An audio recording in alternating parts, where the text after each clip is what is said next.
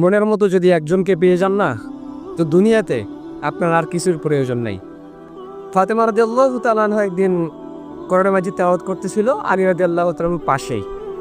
তো তিনি এমন একটা আয়াত পড়বেন যেখানে পুরুষদের 4টে বিবাহের কথা বলা আছে। তো ফাতেমা রাদিয়াল্লাহু তাআলা আনহা ওই আয়াতটা একটু আস্তে পড়লেন, স্লো পড়লেন।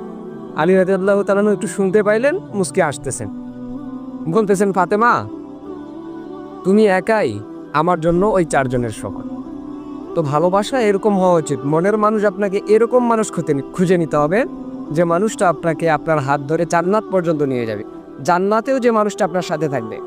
ইভেন রাসূল সাল্লাল্লাহু আলাইহি ওয়াসাল্লাম যখন গভীর রাতে বাইরে থেকে আসতেন বাসায়, তখন তিনি দরজার সাথেই তিনি ঘুমিয়ে পড়তেন।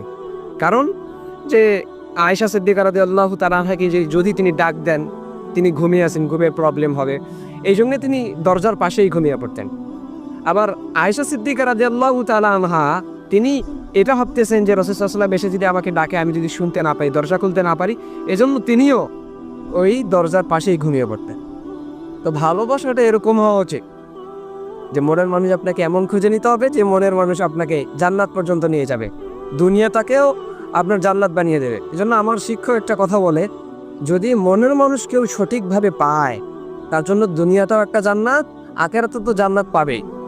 তো জন্য এমন মানুষ খুঁজতে হবে সে যেন দিনদার হয়, চাই সে ছেলের ক্ষেত্রে হোক মেয়ের ক্ষেত্রে হোক, দিনদার যেন হয়, এবং এই দিনদারিতা নিয়ে সে যেন আপনার হাত ধরে জান্নাত